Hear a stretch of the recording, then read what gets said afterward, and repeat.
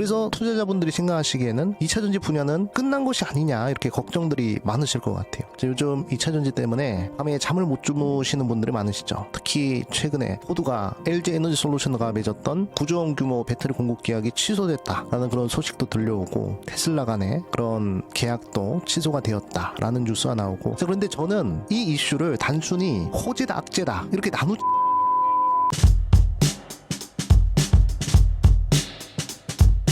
네, 반갑습니다. 신사임당 채널 구독자 여러분들, 저는 유튜브 수익맨 채널을 운영하는 이상민 대표입니다. 자, 이번 영상은 로봇주에 대해서 말씀을 드릴 것이고요. 우리 투자자분들이 궁금해 하실 만한 로봇주와 관련된 질문들을 몇 가지 뽑아서 제가 답변 드리는 형식으로 진행을 할 예정입니다. 최대한 우리 투자자분들이 쉽고 정확하게 아실 수 있도록 제가 잘 정리를 해서 전달을 드리겠습니다. 자, 그러면 첫 번째 질문을 한번 보도록 하겠습니다.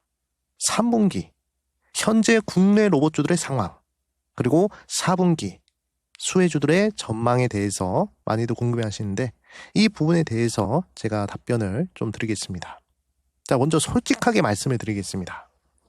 우리 국내 로봇주들은 2025년 3분기까지 기대감이 현실을 만나는 과정이었다라고 저는 그렇게 보여져요. 작년까지는 로봇을 한다, 그 다음에 AI랑 붙었다, 이런 이야기만 나오면 주가가 크게 급등하는 그런 모습이 나타났죠. 그런데 올해 들어서 투자자들이 이제 묻기 시작을 했습니다. 그래서 너네 로봇주들 로봇을 얼마나 팔았냐, 그리고 수주가 앞으로 있냐, 이게 실적으로 얼마를 냈냐, 이런 부분들이 궁금하기 시작한 겁니다. 그리고 이런 질문들이 나왔다는 것은 이 로봇 시장이 점점 성숙해지고 있다는 그런 신호입니다. 앞으로는 막연한 기대에서 구체적인 실적으로 넘어가는 그런 과정이다라고 보시면 됩니다. 그래서 그 결과 3분기까지는 시장 분위기가 솔직하게 말씀드리자면 옥석 가리기였습니다. 실제로 실적이 나오는 로봇주와 그러지 않는 로봇주들이 가려지는 그런 상황이었다라고 보시면 됩니다. 그리고 이런 상황에서 어떤 로봇주들이 버티고 있는지를 보면 패턴이 한 가지가 나옵니다. 첫 번째 패턴입니다.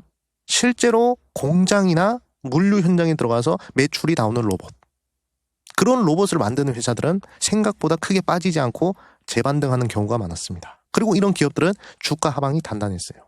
왜냐하면 실적이 나와서 이제는 재무제표 찍히니까 투자자들이 쉽게 팔지 못하는 겁니다. 그리고 두 번째, 적자가 줄어드는 방향을 보이는 기업. 원래 로봇주들은 연구개발비가 많이 들어가죠. 그래서 적자가 나는 게 이상한 게 아니지만 중요한 것은 방향입니다. 적자가 계속 커지면 투자자들 입장에서는 불안합니다. 반대로 적자폭이 줄어들고 매출이 늘어나는 기업은 시장이 좋아할 수밖에 없습니다. 그리고 세 번째, 단순히 로봇 완제품만 하는 게 아니라 부품이나 시스템을 공급하는 기업. 완제품은 설치나 검증이나 납품이 길어지기 때문에 이 거쳐야 될 과정들이 많아요. 하지만 부품사들은 공급망에 들어가기만 하면 반복적으로 납품이 가능하기 때문에 실적이 더 빠르게 찍힐 수가 있습니다. 그래서 지금 국내 로봇주들을 보시면 이 세 가지 기준에서 실적 방향성이 뚜렷한 기업들은 3분기까지도 좋은 흐름이 나타났습니다. 물론 주가가 급등하는 종목도 있었지만 대부분은 기대감 때문에 움직였다가 조정받는 그런 형태가 나오는 경우가 많았어요. 그리고 여기서 핵심은 이겁니다. 뉴스로 뜨는 이슈 말고 계약서로 뜨는 수주, 실적표에 찍히는 매출이 중요한 시기입니다. 자, 그럼 이제 4분기 그리고 내년 초까지 어떤 로봇주가 수혜를 받을지 쉽게 정리를 해보겠습니다. 4분기 수혜는 결국 실적이 보이기 시작하는 그런 로봇주들을 보셔야 됩니다. 그러면 어떤 로봇주들이 있을까요? 첫 번째, 물류 자동화와 관련된 기업으로 보셔야 됩니다.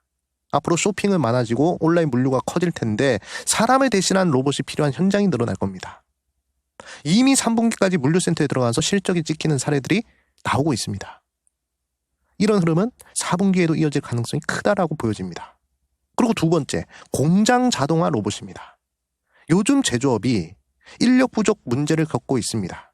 그래서 사람 대신에 반복 작업이 가능한 그런 로봇이 필요한 상황이고, 이게 수주로 이어지고 있습니다. 특히 완성차, 전자제품 만드는 공장, 식품 공장 이런 데서 자동화가 빠르게 진행되고 있습니다. 그래서 물류 자동화 로봇이 수주가 계속 늘어나고 있는 상황입니다. 세 번째는 로봇용 핵심 부품사들을 보셔야 됩니다. 로봇 자체보다도 로봇 안에 들어가는 부품이 4분기 실적에서 더 긍정적인 흐름이 나올 수가 있습니다. 감속기나 센서, 제어기기 이런 부품사들은 공급망에 한번 들어가면 매출이 반복적으로 나옵니다. 완제품 로봇보다 실적이 빨리 뜰 가능성이 크다라는 것입니다. 그리고 여기서 중요한 포인트 하나.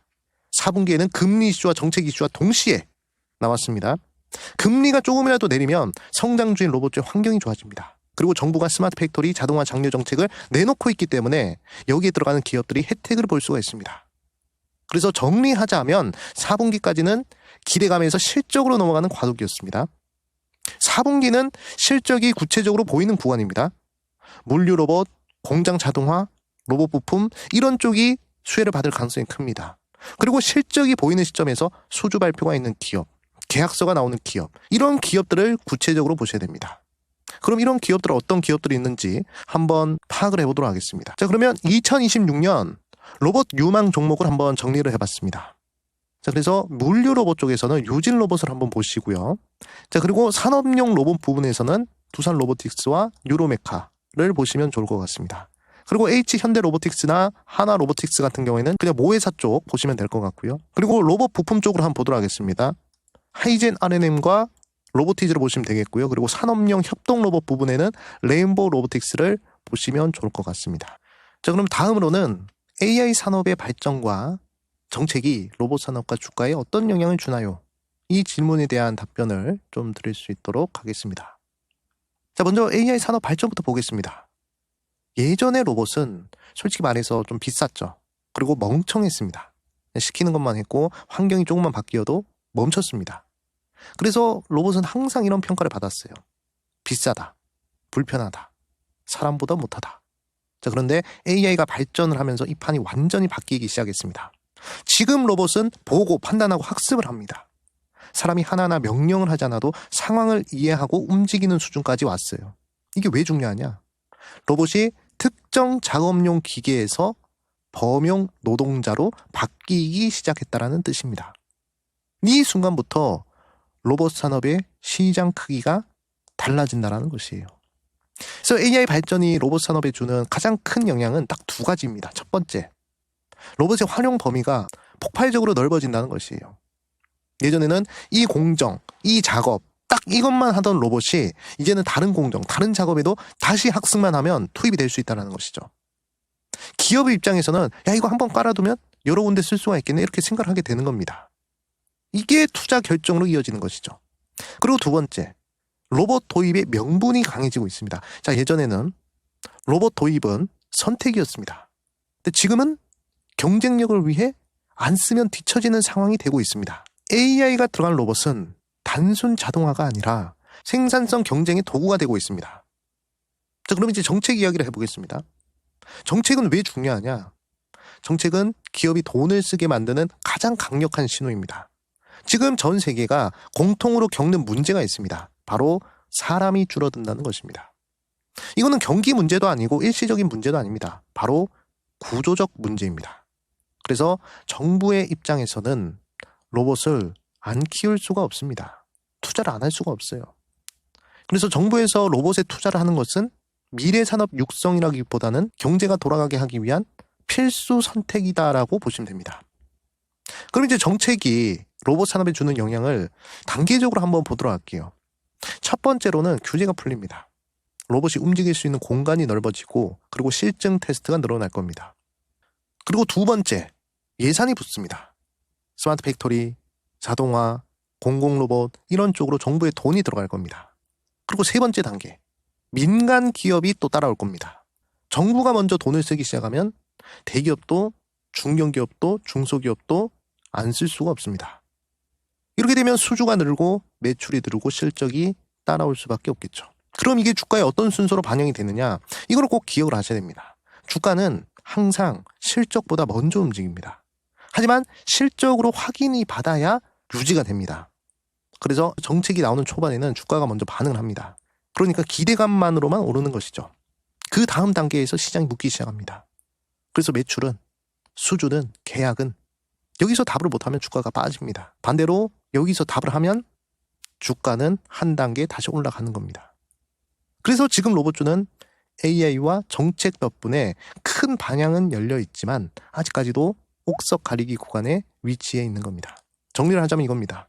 AI의 발전은 로봇을 쓸 수 있는 산업으로 바꿨고 정책은 로봇을 안 쓰면 안 되는 산업으로 만들고 있습니다. 그래서 로봇 산업은 시간이 가면 갈수록 커질 수밖에 없다는 것입니다. 다만 주가는 한 번에 가지 않습니다. 기대감, 조정, 실적 확인, 이 과정을 반복하면서 올라가는 거예요. 그래서 전략은 이겁니다. AI와 정책이 있는 산업은 의심하지 말고 그 안에서 실적이 따라오는 기업을 차분하게 고르는 것. 이게 로봇 투자에서 가장 중요한 포인트다라고 생각을 합니다. 자, 그리고 이번에는 많은 분들이 궁금해하실 질문입니다. 그래서 테슬라가 개발 중인 옵티머스 로봇은 지금 어디까지 왔고, 그리고 삼성 파운드리 공정이랑 어떤 식으로 협업이 되고 있습니까? 이렇게 궁금해하시는 것 같은데 이걸 한번 쉽게 정리해서 말씀해 드리겠습니다. 먼저 옵티머스 상황부터 보겠습니다. 테슬라 옵티머스는 단순한 로봇이 아닙니다. AI를 가진 휴머노이드 로봇입니다.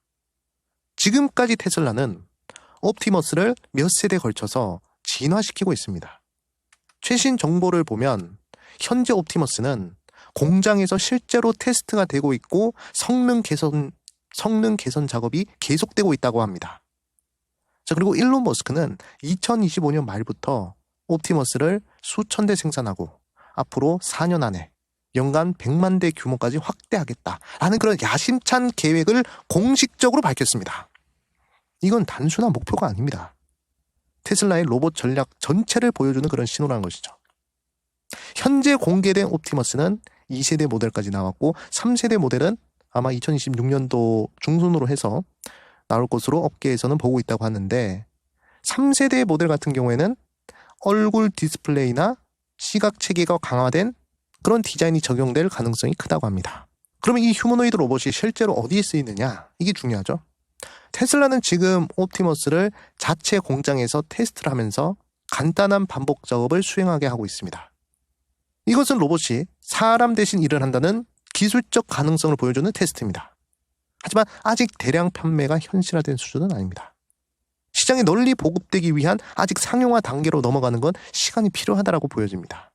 그럼에도 불구하고 로봇이 AI 판단을 하고 현장에서 스스로 움직이는 방향으로 성능이 계속 올라가고 있다는 것만으로도 산업 전체에는 큰 의미가 있다고 보여집니다. 자, 그럼 이제 삼성과의 협력 상황을 한번 보겠습니다. 가장 핵심적인 협력은 바로 반도체 칩 공급입니다. 2025년 7월 테슬라와 삼성전자는 165억 달러 규모의 AI 칩 공급 계약을 체결했죠.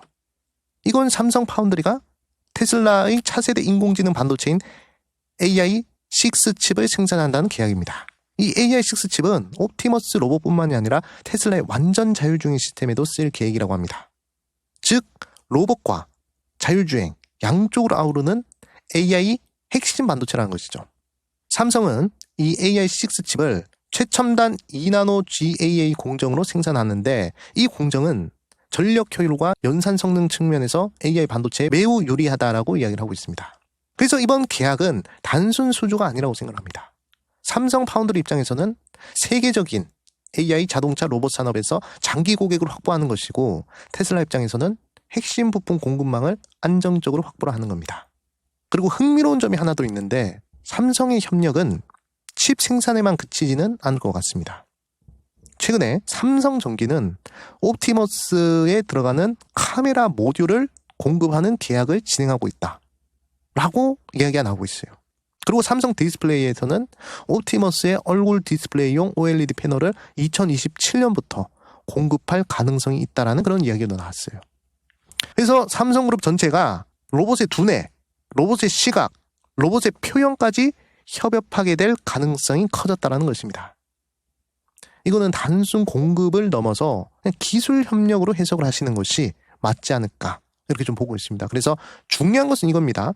테슬라의 옵티머스는 아직 대량 상용화 단계는 아니지만 테슬라 내부에서는 테스트와 성능 개선은 이미 진행 중이라는 점.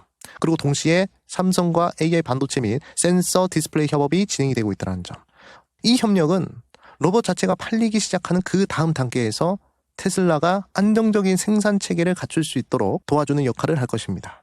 자, 그러면 정리를 해보겠습니다. 테슬라 옵티머스는 공장 내 테스트와 성능 개선이 진행 중이고 3세대 모델을 향해 개발이 이어지고 있습니다. 삼성 파운드리와의 협업은 AI6 칩 계약을 중심으로 대규모로 체결되어 있고 이는 로봇과 완전 자율주행 모두를 겨냥한 핵심 반도체입니다. 그리고 삼성 전기, 삼성 디스플레이 이런 계열사들과 추가 협업 가능성이 열리면서 옵티머스 생태계 자체가 글로벌 기술 플레이어들과 함께 움직이고 있다고 보시면 됩니다. 그래서 이런 관점으로 보면 테슬라 옵티머스는 기술 진화 단계이며 삼성과의 협업은 그 진화를 실전 생산 체계로 이어주는 중요한 축이다라고 보시면 좋을 것 같습니다. 그러면 로봇 기업들의 전망으로 봤을 때 우리 투자자분들은 언제 수익이 날 수 있을까? 이 부분에 대해서 많은 분들이 궁금해하실 것 같은데, 자, 로봇 이야기를 하다 보면 이런 질문은 너무 정상적인 질문이고 굉장히 중요한 질문입니다. 먼저 로봇 산업은 한 번에 돈이 벌리는 그런 산업이 아닙니다. 이것을 먼저 받아들이셔야 돼요. 로봇 기업들은 초반에 돈을 씁니다. 연구개발, 인력, 설비. 그래서 초기에는 대부분 적자입니다. 이거는 실패가 아니라 정상적인 성장 과정입니다. 문제는 이걸 모르고 투자를 하면 항상 이런 생각이 듭니다. 왜 아직도 적자야? 왜 주가가 안 가? 이러다 끝나는 거 아니야? 이렇게 생각들 하실 텐데, 그래서 로봇주에 투자를 하실 때는 수익이 나는 구조를 먼저 이해를 하셔야 됩니다. 로봇 기업의 수익은 보통 이렇게 움직입니다. 처음에는 기술 개발 단계, 이때는 주가가 기대감으로 움직입니다. 그 다음 단계가 수주 단계입니다. 아직 실적은 크지 않지만 계약이 하나둘씩 나오기 시작을 합니다. 그리고 그 다음이 납품과 반복 매출 단계입니다. 여기서부터 수익이 나기 시작을 하는 겁니다. 그래서 이 구조를 J커브라고 부르거든요. 처음에는 바닥을 기어가다가 어느 순간부터 확 꺾여서 올라가는 그런 구조입니다. 그럼 지금 로봇 산업은 어디쯤 와 있느냐? 제 판단으로는 지금은 수주가 실적으로 연결되기 시작하는 초입 구간이라고 생각합니다. 그래서 모든 로봇 기업들이 다 돈을 버는 건 아닙니다. 대신에 일부 기업들부터 차이가 나기 시작을 할 겁니다. 그래서 대략 6개월에서 1년 이 구간에는 수익을 기대할 수 있는 쪽은 완성형 로봇 쪽이 아니라 공장 자동화, 그 다음에 물류 로봇, 이런 로봇 부품 기업들, 그런 종목들이 흐름이 좋을 것 같고요. 왜 그러냐면 이쪽은 이미 수요가 형성이 되어 있습니다. 공장에서는 사람이 부족하고 물류센터에는 자동화 없이는 돌아가지가 않습니다, 앞으로는. 그래서 수주가 바로바로 이어지고 매출로 이어지고 있는 것이죠. 비교적 실적이 빠르게 나옵니다. 이쪽 기업들은 2026년도부터 실적이 확인되는 기업들이 하나 두 개씩 나올 가능성이 커질 겁니다. 그리고 두 번째 중기 구간입니다. 한 1년 반에서 2년 정도 들고 가신다라는 생각을 했을 때는 로봇 플랫폼 기업, 시스템 통합 기업들, 그런 기업들이 흐름이 좋을 것 같아요. 아직은 수익이 크진 않지만 앞으로 고객수가 늘어나고 반복 납품 구조가 만들어질 겁니다. 그렇게 되면 주가가 실적을 미리 반영을 하기 시작하겠죠. 그리고 그 구간에서 중요한 것은 흑자 전환이 보이느냐 안 보이느냐, 이 부분입니다. 실제로 적자가 줄어들고 손익분기점이 보이면 주가는 먼저 움직이게 될 겁니다. 다음으로는 장기 투자를 고려해야 될 종목들은 대략 2년에서 3년 정도, 여기는 이제 휴머노이드 로봇, 범용 로봇, 이쪽으로 보시면 되겠죠. 이쪽은 아직 시장이 작고 가격이나 안정성이나 규제나 이런 부분들이 좀 깐깐합니다. 그래서 휴머노이드 로봇 관련된 종목으로 단기간에 돈을 벌겠다라고 접근을 하면 실망을 할 수가 있겠죠. 하지만 휴머노이드 시장이 한번 열리는 순간 폭발력이 굉장히 클 겁니다. 그래서 이 구간은 시간을 길게 보고 비중 조절하면서 가져가는 전략이 필요할 것이다 라고 보여집니다. 그래서 여러분들께 꼭 드리고 싶은 말이 뭐냐면, 로봇 투자는 한 번에 승부를 보는 투자가 아닙니다. 기대감 구간에서 조금, 조정 구간에서 조금, 실적 확인 구간에서 조금, 이렇게 단계적으로 접근하셔야 됩니다. 지금은 씨앗을 심고 싹이 올라온 상태입니다. 아직은 열매는 안 보이고 있습니다. 이럴 때 왜 열매가 없냐고 확 뽑아버리면 아무것도 남지 않습니다. 그래서 로봇 투자에서 가장 중요한 기준은 이겁니다. 뉴스보다는 수주, 말보다는 계약, 테마보다는 매출, 그리고 수익을 빨리 내고 싶다면 완제품보다는 부품과 자동화 관련된 로봇주들부터 관심을 가져보시길 바라겠습니다. 그러면서 시간을 투자하면 투자할수록 플랫폼 기업과 휴머노이드 기업이 긍정적으로 간다는 점, 이 부분을 생각을 하셔야 되겠습니다. 자, 그러면 정리를 해보겠습니다. 로봇 기업들의 수익은 2026년도부터 일부 기업들에서 확인이 되기 시작할 가능성이 크고요. 2027년도 이후에는 시장 자체가 커지면서 본격적으로 수확 구간으로 들어갈 수 있을 겁니다. 다만 모든 기업이 다 잘 되는 건 아닙니다. 그래서 기다림과 선별이 같이 필요한 산업이다라고 보여집니다. 그래서 오늘 영상으로 이런 기준만 잘 잡으셔도 로봇 투자에서 실수할 확률을 줄어들게 되지 않을까라고 생각을 하고 있습니다. 자, 그러면 삼성전자에 대해서 한번 이야기를 해보겠습니다. 자, 요즘 주식 게시판이나 뉴스 보면 삼성전자 이야기로 정말 뜨겁죠. 최근에 발표된 3분기 영업이익이 12조 원. 사실상 역대급 수치입니다. 그런데 여기서 더 놀라운 건 뭔지 아십니까? 시장은 겨우 예열이 끝났다라고 보는 겁니다. 다가오는 4분기 예상 영업이익이 무려 19조 원에서 21조 원까지 언급이 되고 있어요. 왜 이런 숫자가 나올까요? 단순히 물건을 많이 팔아서일까요? 아닙니다. 삼성전자가 비즈니스하는 방식, 즉 돈을 버는 근본적인 판이 바뀌었기 때문입니다. 그동안 삼성은 분기마다 고객사들과 눈치를 보면서 가격 협상을 했습니다. 하지만 이제는 다릅니다. 우리 반도체를 안정적으로 공급받고 싶으면 1년 단위 계약으로 합시다 라고 선언을 해버렸어요. 이게 바로 연간 계약 추진입니다. 이거는 공급자가 시장에 절대적인 권력을 쥐었을 때만 가능한 일입니다. 메모리 가격이 오를 때 수익을 온전히 다 가져가겠다라는 전략인데 이게 4분기 실적 폭발의 핵심 엔진이 될 겁니다. 그리고 증권사에서 목표 주가를 올리는 이유도 단순히 지금 잘 벌어서가 아닙니다. 앞으로 벌어들일 돈의 질이 달라졌기 때문이다 라고 해석을 하시면 좋을 것 같습니다. 자, 그럼 두 번째로 가장 많이 물어보는 질문입니다. 엔비디아랑 교류했다라는 뉴스. 그게 삼성전자의 주가에 영향 끼치나? 결론부터 말씀드리자면 이거는 단순한 뉴스 그 이상의 심폐소생술이었다라고 생각을 합니다. 사실 삼성전자가 HBM, 그러니까 고대역폭 메모리 시장에서 경쟁사인 하이닉스보다 조금 늦었다는 평가를 받았던 건 사실입니다. 하지만 최근 엔비디아의 교류가 가시화되면서 시장의 분위기가 완전히 반전이 되었습니다. 특히 최근 외신에 따르면 엔비디아의 H200 AI 칩이 중국으로 수출될 수 있다는 길이 열렸는데 여기에 삼성의 HBM3가 대거 탑재될 가능성이 커졌다는 뉴스가 나왔어요. 젠스왕 회장이 삼성 반도체에 직접 사인을 남기거나 실무진이 교류한다는 것 그 자체가 이제는 삼성 제품도 엔비디아의 기준을 통과했다라는 강력한 인증 마크가 된 겁니다. 실제로 삼성전자가 엔비디아 품질 테스트, 즉 콜 테스트를 통과할 확률이 80% 이상이라는 분석도 나왔어요.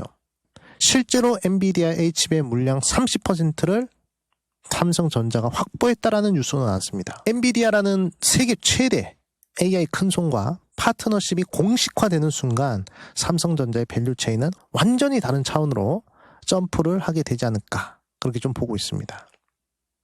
자, 그럼 이제 파운드리 이야기를 해보겠습니다. 세계 1위 TSMC 정말 대단하죠.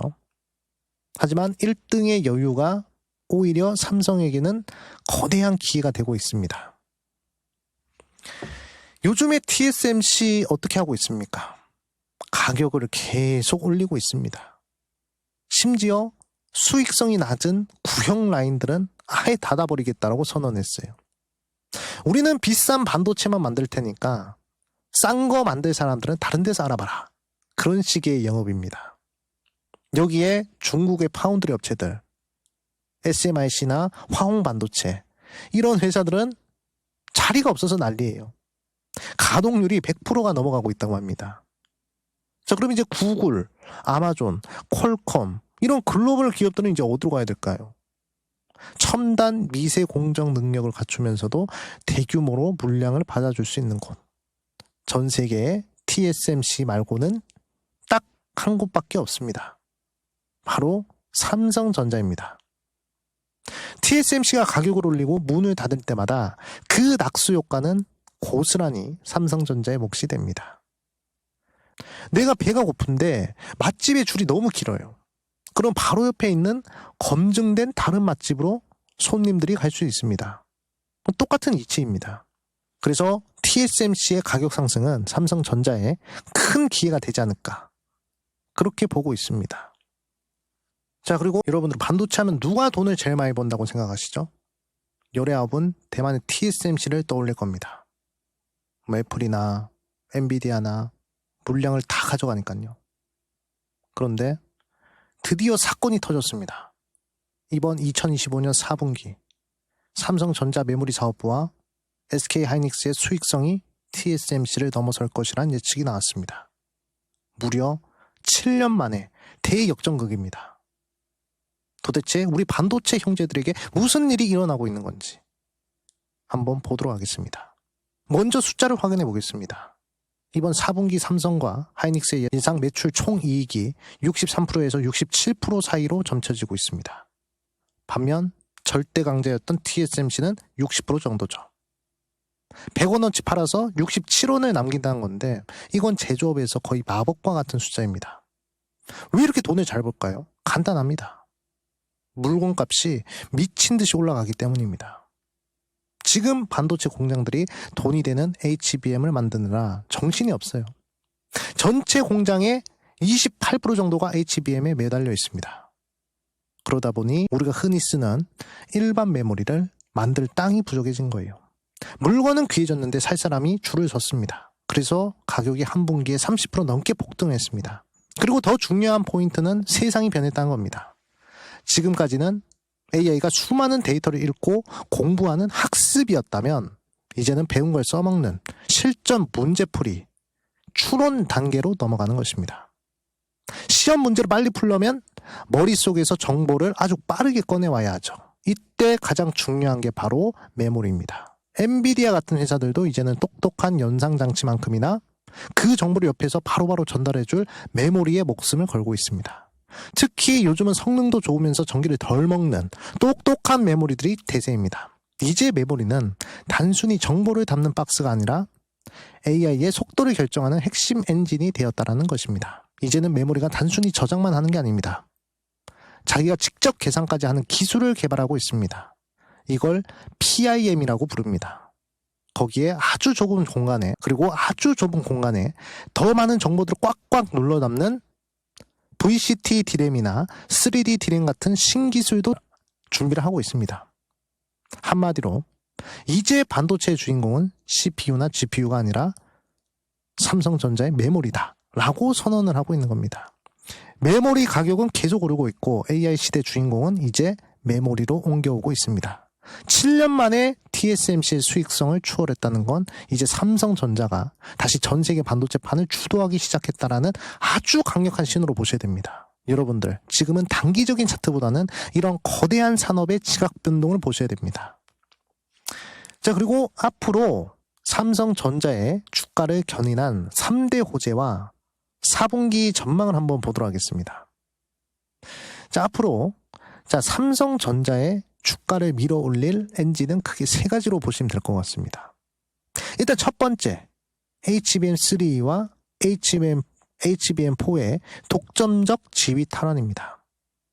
특히 구글의 차세대 AI 칩인 TPU 공급망에서 삼성이 하이닉스를 제치고 주도권을 잡을 것이라는 구체적인 전망들이 나오고 있습니다. 둘째, 메모리 반도체의 가격 폭등입니다. 일반 D램 가격이 전분기 대비해서 40% 이상 오르고 있는데 이거는 삼성전자 영업이익의 기초체력을 어마어마하게 키워주지 않을까, 그렇게 보고 있습니다. 그리고 세 번째, 파운드리 부분의 흑자 전환 기대감입니다. TSMC에서 튕겨나온 물량들이 삼성으로 본격적으로 유입되기 시작하면서 적자였던 파운드리 부분이 이제는 효자로 거듭나지 않을까, 그렇게 보고 있습니다. 그럼 앞으로 4분기 실적을 기대해도 될까요? 저는 감히 말씀드리고 싶습니다. 이번에 노무라증권 같은 곳이 4분기 영업이익을 21조 원까지 상향 조정했습니다. 우리가 걱정하던 삼성전자가 아니라 전 세계 AI 산업의 심장부로 다시 우뚝 서는 그런 삼성전자가 되지 않을까, 그렇게 보고 있습니다. 자, 그래서 삼성전자의 현재와 미래에 대해서 한번 짚어봤습니다. 자, 여러분들, 투자에는 정답은 없습니다. 하지만 흐름은 분명히 존재합니다. 지금 반도체 시장의 모든 신호등이 삼성전자에게 초록불을 켜주고 있습니다. 그래서 삼성전자를 투자하시는 우리 투자자분들은 단기적인 변동성에 흔들리기보다는 2026년 삼성전자의 영업이익이 133조라는 거대한 숫자가 현실적으로 찍히는지 그 과정을 차분히 지켜보는 것이 중요할 것 같습니다. 자, 그러면 삼성전자의 차트 흐름을 한번 보도록 하겠습니다. 자, 삼성전자는 5월부터 반등을 하기 시작해서 12월까지 계속 꾸준한 상승을 보여주고 있습니다. 중간에 조정이 나오긴 했습니다만 조정 이후로도 웬만하면 빠르게 반등을 해주는 그런 모습들이 나타나고 있습니다. 그렇기 때문에 D램 가격이 하루아침에 무너지지 않고, 그리고 갑작스럽게 엔비디아와의 계약이 취소가 되지 않는다면, 그렇게 되면 꾸준한 우상향은 가능하지 않을까라고 생각을 하고 있습니다. 그리고 지금 현재 홍콩에 삼성전자 레버리지 상품이 등장을 했습니다. 홍콩에 삼성전자 레버리지 상품이 등장하고 나서 변동성이 굉장히 커졌어요. 그렇기 때문에 글로벌 자금들이 삼성전자 쪽으로 투자를 할 수 있는 그런 창구들이 굉장히 커졌다는 것입니다. 그래서 제가 봤을 때는 지금 자리도 괜찮겠지만 앞으로 눌리는 흐름이 나타난다. 그러면 그때마다 여러분들은 삼성전자를 매수를 하신다면 좋은 결과를 만들어낼 수 있지 않을까라고 생각을 하고 있습니다. 그리고 상장 이후로 역대 거래 대금이 쏠리고 있습니다. 그만큼 삼성전자 쪽으로 해서 전 세계 투자자들이 관심을 가지고 있다는 뜻이 되겠죠. 이 정도 흐름이라면 크게 걱정을 하지 않으셔도 될 것 같다라고 말씀을 드리고 싶습니다. 자, 그러면 수급의 흐름을 한번 보도록 하겠습니다. 자, 삼성전자는 현재 개인들이 매수를 많이 하고 있었습니다만 최근 12월 말이 되어서는 외국인 기관들이 적극적으로 매수해주는 흐름이 나타나고 있습니다. 자, 그러면 외국인 기관들이 매수를 많이 하는 조건이 어느 정도인지 한번 보도록 하겠습니다. 삼성전자의 유통 주식이 어느 정도 있느냐? 44억 주가 있습니다. 여기에 현재가가 얼마죠? 11만 1,300원입니다. 하면 얼마가 나오냐? 490조가 나와요. 삼성전자의 유통주식 시가총액이 490조라는 것입니다. 그러면 490조에 0.3%를 하면 얼마냐? 1조 4천억입니다. 즉 삼성전자는 외국인 기관들이 1조 4천억치의 매수세가 하루 만에 들어온다. 그러면 외국인 기관들이 매수를 많이 했다라고 볼 수가 있는 것입니다. 자, 그러면 그런 흐름이 나왔는지 한번 보도록 하겠습니다. 자, 여기 보니까 1조 5천억짜리가 들어왔네요. 12월 22일 날. 사실 삼성전자 같은 초대형 종목들은 이렇게 시가총액 대비 0.3% 이상 매수세가 들어오기가 쉽지가 않습니다. 정말 어려워요. 그런 흐름이 거의 나오지가 않습니다. 언제 한번 나왔었냐면 10월 초에 여기 보시면 1조 9천억이라는 거대한 자금이 하루 만에 들어온 것이 보이시죠? 이때도 제가 강력하게 말씀드렸습니다. 이런 삼성전자 같은 종목이 하루 만에 시가총액 대비 0.3% 이상의 매수세가 들어오는 것은 흔하지 않다. 계속 상승할 수 있는 그런 시그널이 될 것이다 라고 말씀을 드렸어요. 그리고 나서 꾸준하게 6%, 0.2%, 4%, 2% 이렇게 상승하는 거 보이시죠? 그리고 그 시그널이 다시 한 번 더 12월 22일 날 포착이 되었습니다. 내년에도 삼성전자가 꾸준하게 상승할 수 있는 그런 흐름이 될 수 있다라는 수급 신호입니다. 그래서 여러분들께서 보셔야 될 부분은 이런 삼성전자 같은 초대형 종목들, 이런 초대형 종목들에서 시가총액 대비 0.3% 이상의 매수세가 들어온다. 그러면 긍정적으로 보셔도 좋다라는 점을 좀 말씀을 드리겠습니다. 자, 그래서 삼성전자는 지금 뉴스 하나에 오르고 내리는 종목이 아닙니다. 지금은 구조가 바뀌는 구간에 있습니다. 그래서 짧게 보면 답답해 보일 수도 있습니다. 하지만 길게 보면 지금이 오히려 가장 편한 구간이 될 것입니다. 이번 영상에서는 이런 구조를 이해하셨다면 충분할 것 같습니다. 다시 한 번 더 강조드립니다. 앞으로 삼성전자 주가를 실제로 움직일 수 있는 재료들. 첫째, 메모리 사이클의 지속성. 둘째, AI 서버 수요의 현실화. 셋째, 파운드리 수율과 고객 다변화. 네 번째, 주주환원 정책. 이 네 가지입니다. 이 중에서 단기 트리거는 실적이고 중기 트리거는 AI 수요와 계약 구조, 그리고 장기 트리거는 파운드리와 주주 정책이 될 것 같습니다. 자, 이번에 준비한 영상은 바로 2차전지 영상입니다. 요즘 2차전지 때문에 밤에 잠을 못 주무시는 분들이 많으시죠. 특히 최근에 포드가 LG 에너지 솔루션과 맺었던 9조 원 규모 배터리 공급 계약이 취소됐다라는 그런 소식도 들려오고, 그리고 뭐 LNF랑 테슬라 간의 그런 계약도 취소가 되었다라는 뉴스가 나오고, 하여간 2차전지 쪽으로 해서 공포감이 극에 달하고 있습니다. 그래서 투자자분들이 생각하시기에는 2차전지 분야는 끝난 것이 아니냐, 이렇게 걱정들이 많으실 것 같아요. 자, 그런데 저는 이 이슈를 단순히 호재다 악재다 이렇게 나누지 않겠습니다. 왜 이런 일이 지금 벌어지고 있는지, 그리고 이 산업이 지금 어느 지점에 와 있는지, 그리고 우리 같은 투자자들은 어떤 눈으로 시장을 봐야 되는지 여러분들이 이해하기 쉽도록 좀 말씀을 드리겠습니다. 그래서 오늘 영상이 특히 2차전지 투자하셔서 좀 몰려 계신 분들한테 좀 불안감을 덜어드릴 수 있는 그런 영상이 되었으면 좋겠습니다. 자, 그러면 지금부터 천천히 한번 시작을 해보겠습니다.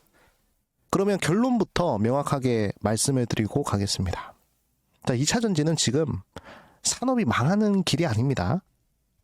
저는 지금의 상황을 속도를 잠시 조절하는 구간이다 라고 그렇게 보고 있습니다. 그러니까 망하는 것과 속도를 조절하는 것은 하늘과 땅 차이죠. 산업이 망할 때를 한번 생각해 보겠습니다. 산업이 망할 때에는 수요 자체가 완전히 사라집니다. 그리고 아무도 그 물건을 원하지 않아야 됩니다. 그러니까 제품 수명 주기 이론상 마지막 쇠퇴기에 들어갔을 때, 산업이 쇠퇴기에 들어가면 그럼 망했다라고 볼 수 있는 거예요. 근데 지금 시장 상황을 보면 뭐 소비자도 그렇고 뭐 개인도 그렇고 기업도 그렇고 정부도 그렇고 배터리가 필요 없다라고 말하는 사람은 없습니다. 그러니까 아직까지도 수요는 있다라는 얘기죠. 고로 망하는 산업은 아니다라고 볼 수가 있습니다. 다만 지금은 시장 환경이 바뀌고 있을 뿐이에요. 그래서 이 차이를 여러분들이 머릿속에 넣어두시고 오늘의 이야기를 따라오시면 좋을 것 같습니다. 자, 그러면 포드 이야기를 먼저 해보도록 하겠습니다. 자, 뉴스 제목만 보면 포드가 9조 원짜리 계약을 공중에서 그냥 날려버린 것처럼 그렇게 보도가 나오고 있습니다. 자, 하지만 계약 내용을 한번 뜯어보면 내용은 조금 다릅니다. 일단 취소가 된 것은 2027년 이후에 들어갈 미래 물량입니다. 2026년까지 공급하기로 한 3조 원대 물량은 여전히 유효하다는 것입니다. 즉 올해 당장 실적이 사라지는 게 아니란 것이죠. 그래서 성장의 속도가 조금 늦춰진 것이지 이거는 붕괴가 아니다라는 것입니다. 그러면 포드는 왜 이런 결정을 했을까요? LG 엔솔의 배터리 기술이 나빠서 계약을 취소했을까요? 아닙니다. 전기차가 포드가 생각했던 것만큼 안 팔려서 그런 거예요. LG 에너지 솔루션의 문제가 아닙니다. 그러면 전기차가 왜 안 팔릴까? 이 부분은 우리가 미국 시장의 특수성을 이해를 하셔야 됩니다. 자, 여러분들 미국은 땅덩어리가 정말 넓죠. 차로 그냥 열 몇 시간 가는 거는 일도 아니죠, 미국인들한테는. 그래서 미국인들한테는 이 픽업 트럭이라는 게 정말 중요합니다. 그러니까 생활 필수품이에요. 우리한테는 핸드폰이 생활 필수품이죠. 여러분들 핸드폰 없이 일주일에 살 수 있습니까? 못 살죠. 미국인들도 마찬가지입니다. 이 미국인들한테 픽업 트럭이 없으면 살 수가 없어요. 그만큼 중요한 생활 필수품인데, 근데 이 픽업 트럭이 전기차로 나오기 시작을 했습니다. 포드에서.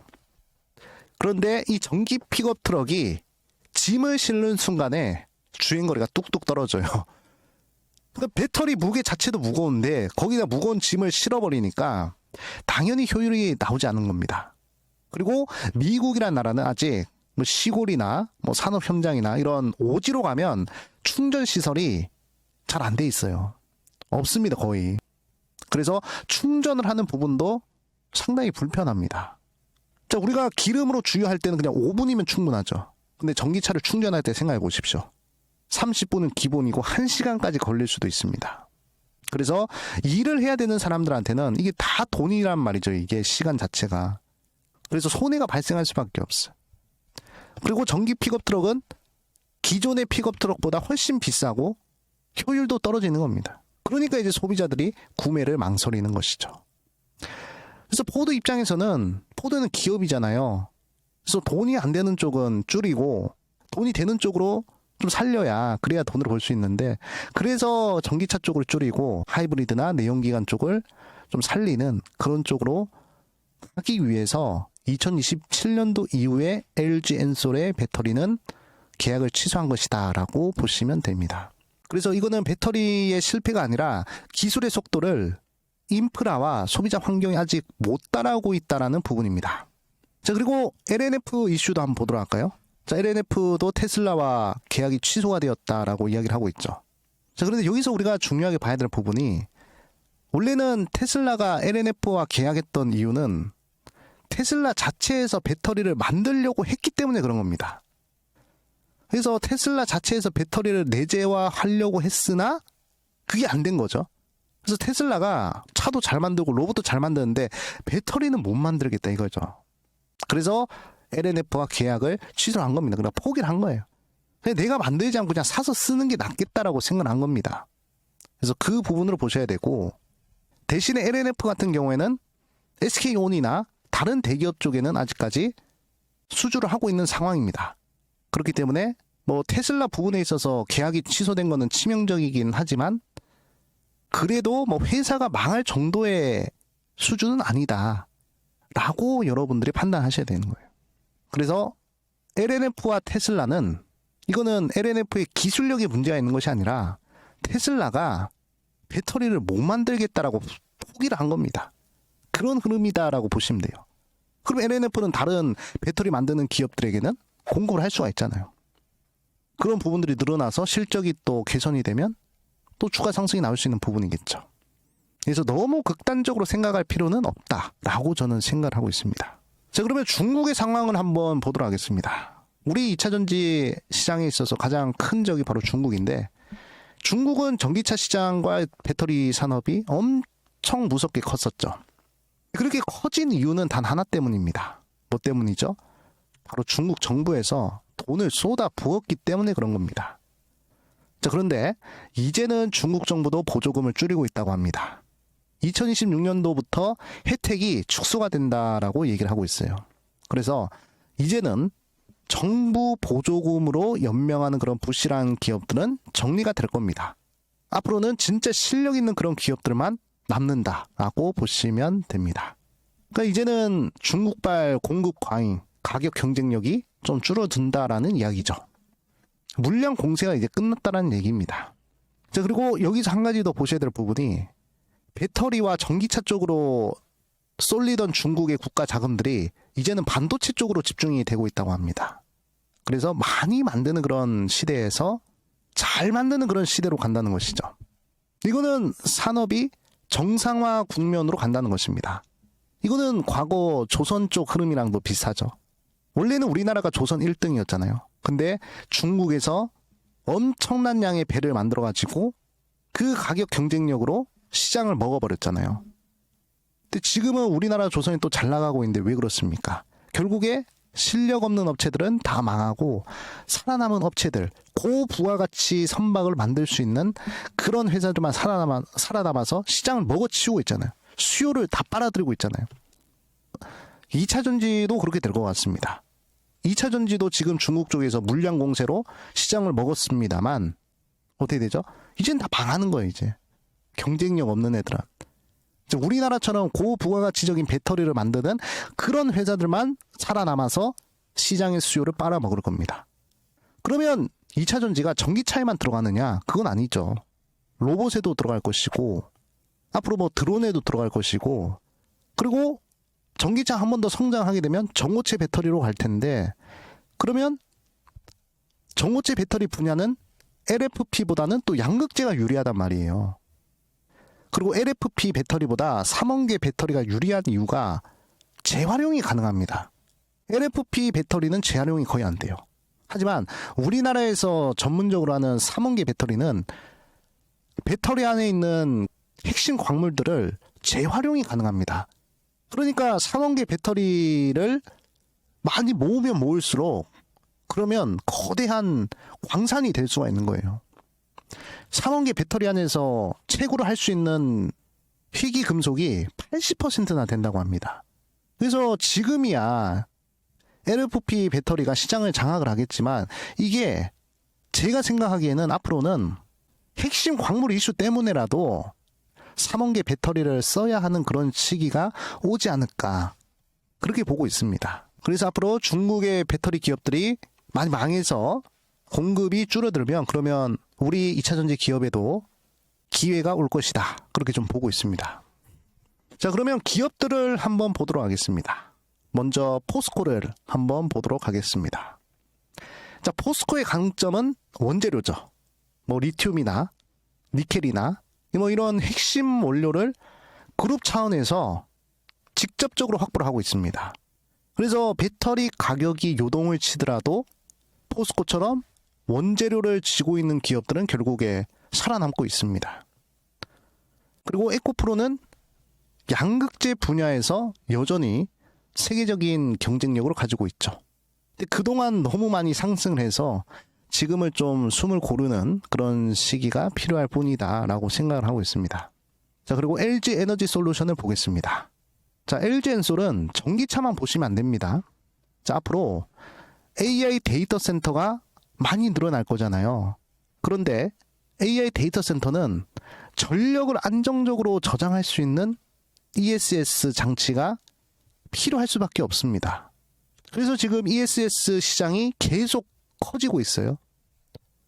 근데 이 부분은 아직 시장에서 제대로 가치를 쳐주고 있지 않습니다. 그래서 ESS 부분은 기회의 영역입니다. LG 에너지 솔루션은 전기차보다도 앞으로 로봇용 배터리, ESS용 배터리 이런 쪽으로 성장을 한다는 점, 이 부분을 확인하셔야 되겠습니다. 그리고 삼성 SDI 보도록 하겠습니다. 삼성 SDI는 전고체 부분에 있어서 다른 기업들보다도 월등하게 앞서 있는 그런 기업이죠.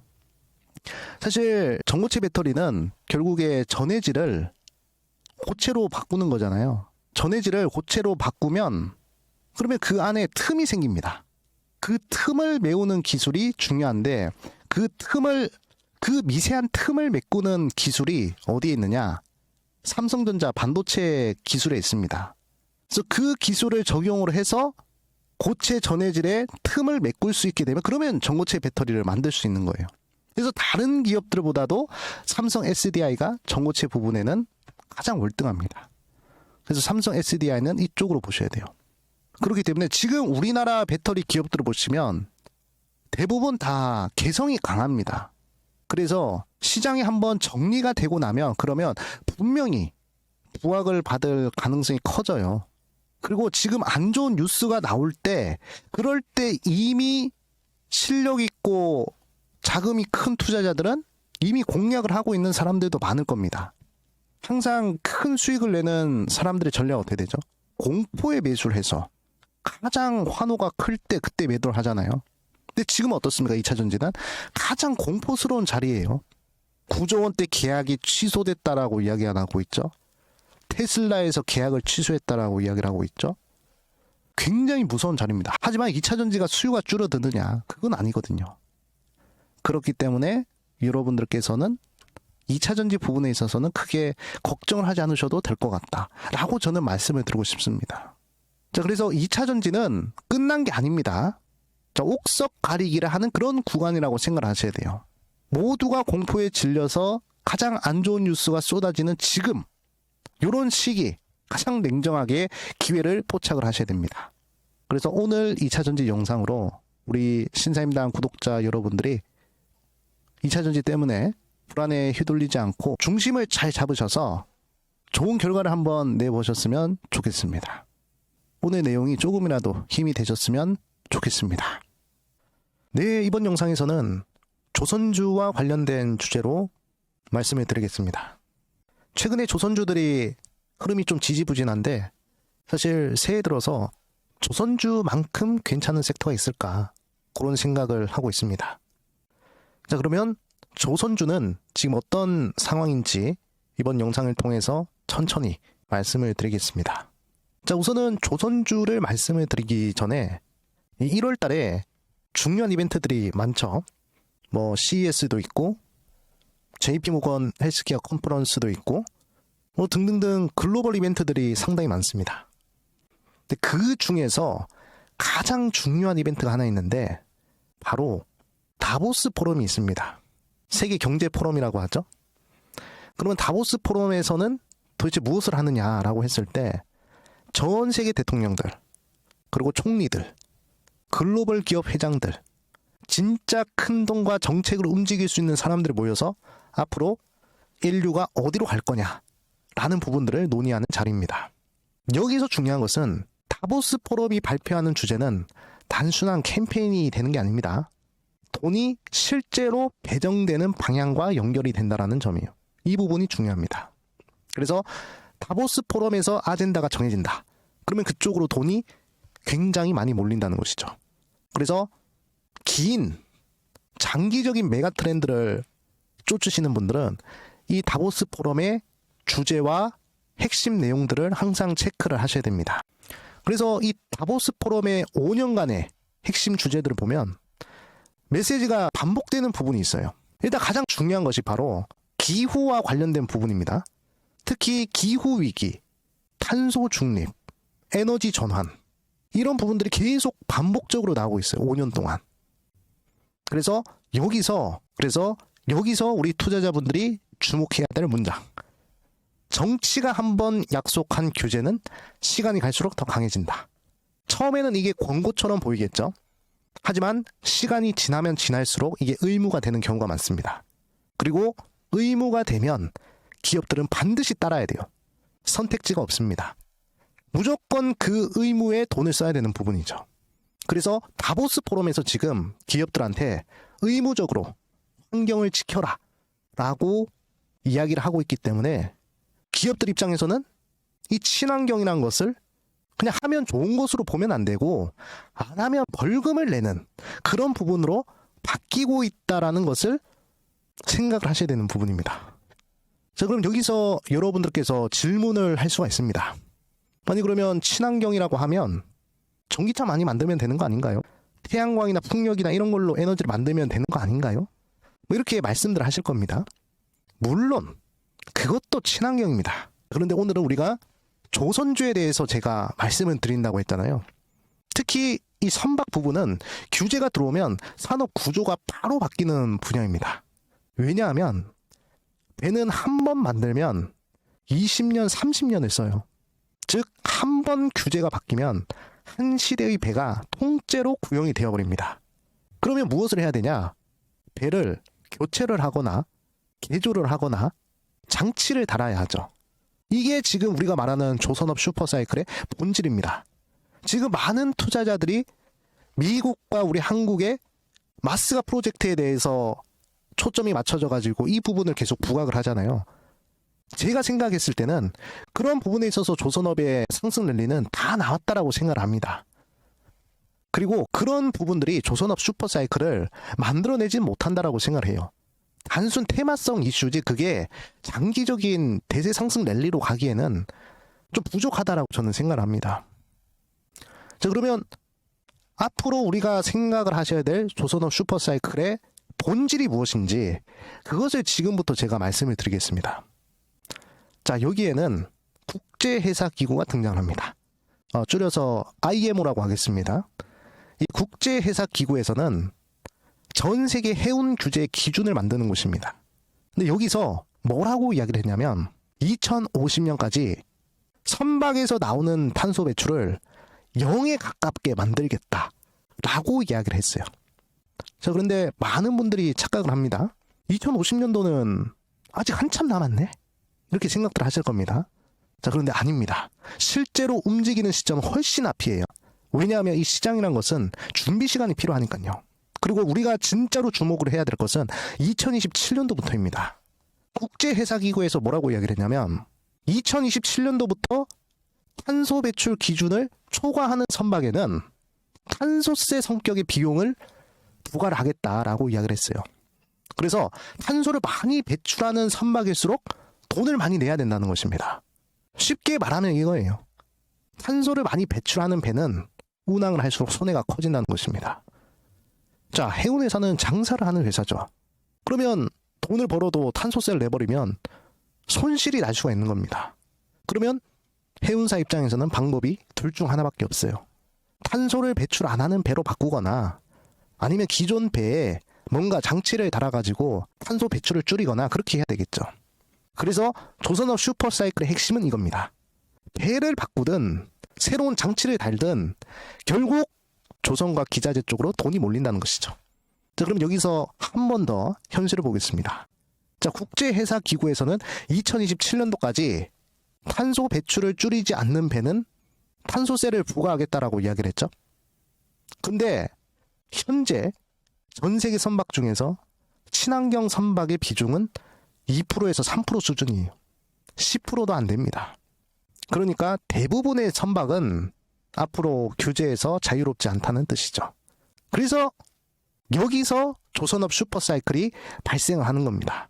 마스가 프로젝트에서 슈퍼사이클이 발생하는 게 아니라 전 세계 선박이 친환경 선박과 탄소를 배출하지 않는 선박으로 바꾸는 부분에 있어서 우리나라 조선업이 슈퍼사이클이 된다는 거예요. 그래서 아직도 우리나라 이 조선주들은 갈 길이 멉니다. 아직도 상승폭이 몇 배는 더 남았다라고 저는 생각을 해요. 그래서 조선업은 특이합니다. 뉴스 하나로 오르거나 내리거나 이런 테마가 아니라 수주와 인도라는 긴 사이클로 움직여요. 그래서 조선업이 큰 사이클이 오면 짧게는 3년, 길게는 6년, 7년까지도 흐름이 이어질 수 있습니다. 왜냐하면 지금은 수주 물량이 쌓이고 있잖아요. 그러면 도크가 꽉 찹니다. 그렇게 되면 단가가 올라가요. 단가가 올라가면 마진이 개선되고 실적이 따라오죠. 그러면 실적이 따라오면 주가가 재평가가 되는 부분입니다. 여기서 여러분들이 가장 중요하게 봐야 할 포인트가 하나 있습니다. 바로 친환경 선박 전환은 선택이 아니라 강제입니다.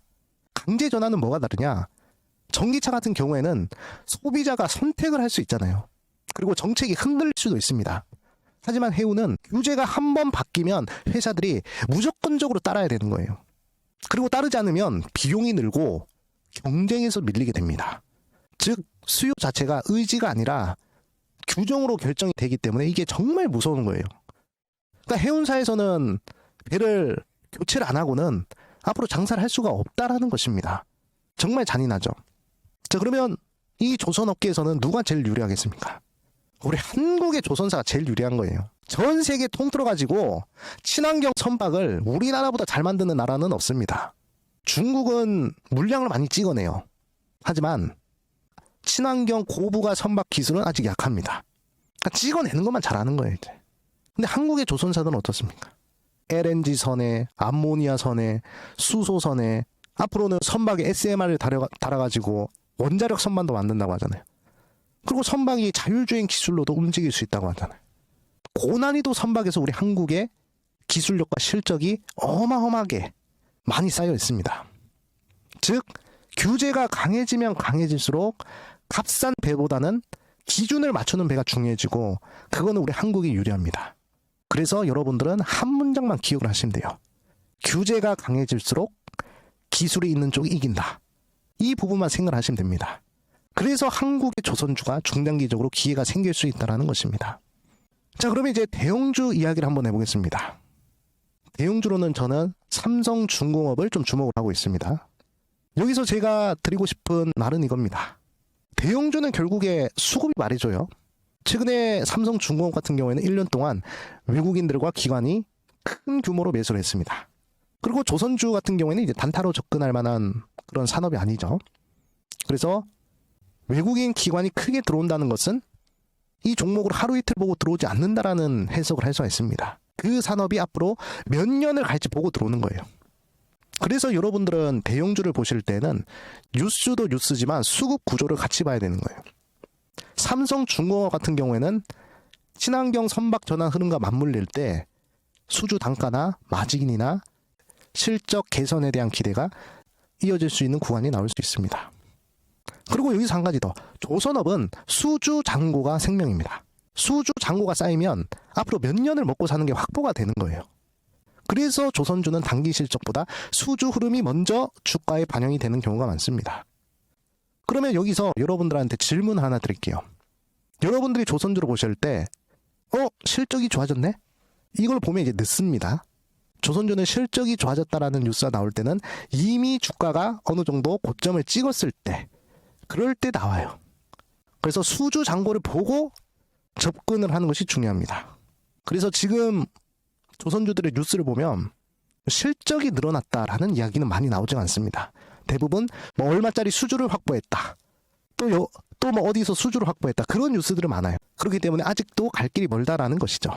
그래서 삼성중공업을 좀 긍정적으로 보고 있다는 점 말씀해 드리겠고, 그리고 엔진주 요 부분도 같이 보셔야 될 것 같은데, 결국에 슈퍼사이클의 본질은 내연기관 선박에서 친환경 선박으로 바꾸는 거잖아요.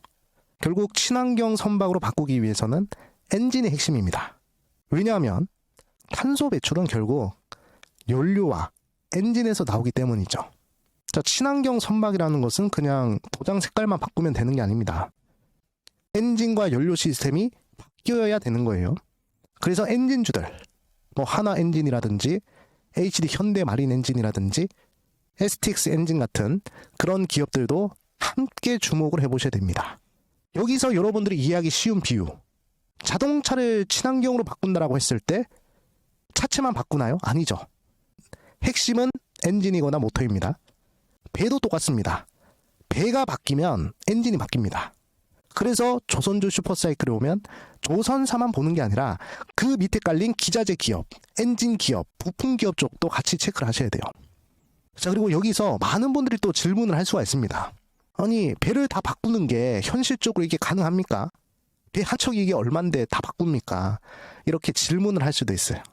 맞습니다. 다 바꾸기 어려운 회사들이 많을 겁니다, 아마도. 그럴 때 이제 선택하는 게 배를 개조하거나 탄소 배출을 줄이는 장치를 설치하는 것이죠.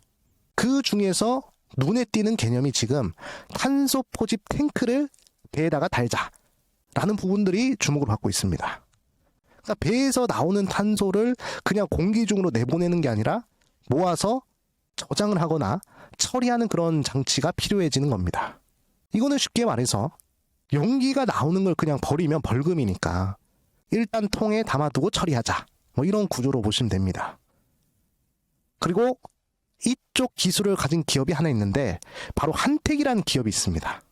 자, 한택도 최근에 차트 흐름도 괜찮고 수급 흐름도 나쁘지가 않습니다. 그래서 조선주 중에서 좀 중소형주를 눈여겨본다 하시는 분들은 한택 같은 회사들도 괜찮겠죠. 자, 그러면 오늘 이야기를 들으면 많은 분들이 이렇게 생각을 하실 겁니다. 오케이, 조선이 좋다니까 그럼 내일 당장 조선주 사면 되나요? 이렇게 생각하시는 분들이 계실 겁니다. 근데 이 부분은 제가 가장 조심하라고 말씀드리는 부분인데, 이 큰 흐름은 맞아도 매수 타이밍은 따로 있습니다. 흐름이 맞는다고 해서 차트가 과열 구간인데 들어가면 우리는 흔히 맞는 얘기로 틀린 매매를 한다라고 볼 수가 있습니다. 자, 그러면 전략을 어떻게 잡으셔야 되냐? 일단은 큰 흐름을 한번 확인하셔야 돼요. 이번에 또 1월 달에 다보스 포럼이 열리겠죠? 거기서 또다시 친환경에 대한 이야기가 계속 나오는지 살펴보셔야 되겠고, 그리고 세부적으로 여러분들 선택하셔야 됩니다. 대형 조선주들을 노릴지, 아니면 그 밑에 기자재 업체들을 노릴지, 엔진 관련된 종목들을 노릴지, 탄소 저감 장치와 관련된 종목들을 노릴지, 이런 부분들을 한번 생각을 해보셔야 되겠고요. 그 다음에 타이밍을 잡으실 때는 주가가 과열되어 있는 부분에서 매수를 하시면 안 됩니다. 눌리는 구간에 있을 때 매수를 하는 것이 중요합니다. 그리고 수급 흐름은 외국인 기관들이 연속으로 들어오거나 강하게 들어오는 그런 구간을 확인을 하셔야 됩니다. 그래서 이런 부분들이 확실하게 좀 보인다. 그러면 조선주들은 한번 공격적으로 매수를 하셔도 될 것 같습니다. 자, 그리고 많이들 질문해 주시는 부분인데, 조선업 슈퍼사이클이면 무조건 대형 조선사가 제일 좋은 건가요? 이렇게 물어보시는 분들이 있습니다. 꼭 그렇지만은 않습니다. 사이클 초반에는 조선사가 가장 먼저 주목을 받을 수 있지만 중간 단계부터는 기자재 종목이나 엔진이나 부품 기업들이 더 탄력적으로 움직일 수도 있습니다. 그리고 2027년도면 아직도 1년이 더 남지 않았나요? 이렇게 생각을 하시는 부분들이 있습니다. 근데 2027년도부터 규제가 시작되면 이미 그 전에 수요는 앞당겨서 이미 움직입니다. 그래서 이벤트 시점보다도 준비 시점에서 시장은 먼저 움직이는 경우가 많습니다. 그래서 지금 무엇을 체크하면 좋냐? 조선사 수주에 뉴스를 체크를 하셔야 되겠죠. 근데 그게 양이 중요한 게 아니라 질을 잘 보셔야 됩니다. 정말로 고부가 선박들이 수주가 많이 이루어지고 있는지 없는지를 봐야 되겠죠. 두 번째로는 엔진과 기자재 쪽의 수급이 개선이 되고 있는지 보셔야 됩니다. 근데 실제로 엔진주들을 보니까 수급이 좋아지고 있어요. 그리고 친환경 규제 관련 뉴스가 단발성이 아니라 다시 한 번 더 다보스 포럼에서 이야기가 나오거나 또는 확실한 일정이 나오거나 과금 구조가 구체화되는지 그런 부분들을 보셔야 됩니다. 이 세 개만 체크를 하셔도 그냥 일반 테마주라고 인식하기보다는 메가트렌드의 중장기 전략을 노려보실 수가 있겠죠. 그래서 오늘 내용을 한번 정리해보면 전 세계 메가트렌드는 친환경이고 규제는 점점 강해지고 있다는 점. 국제회사기구의 규제는 해운사들에게 선택이 아니라 강제 전환을 만들고 있다는 점. 친환경 선박 비중이 너무 낮기 때문에 교체 수요는 거대하다는 점. 우리 한국 조선사는 친환경 고부가 선박에서 경쟁력이 강하다는 점. 대형주에서는 삼성중공업이 수급과 구조 측면에서 좀 눈에 띈다는 점. 엔진 관련된 종목들은 조선업 슈퍼사이클에서 함께 움직일 수 있다는 점. 중소형 관련된 종목들을 좀 눈여겨보신다면 탄소 저감 장치나 포집 탱크 같은 솔루션 관련된 종목들 눈여겨보시고요.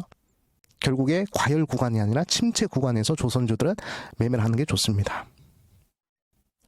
자, 신사임당 구독자 여러분들, 조선주는 단기 재료가 아니라 몇 년짜리 구조를 잡는 그런 산업입니다. 그래서 뉴스에 흔들리지 마시고 전 세계가 공통으로 바라보는 큰 방향을 붙잡으시면 아마 긍정적인 수익을 한번 내볼 수 있지 않을까, 그렇게 생각을 하고 있습니다. 자, 오늘은 여기서 마무리를 하고요. 저는 유튜브 수익맨 채널을 운영하는 이상민 대표입니다. 시간 나시면 제 유튜브 채널에도 방문하셔서 많은 투자 콘텐츠 한번 이용을 해보시면 좋을 것 같습니다. 네, 오늘은 여기까지 하도록 하겠습니다. 감사합니다.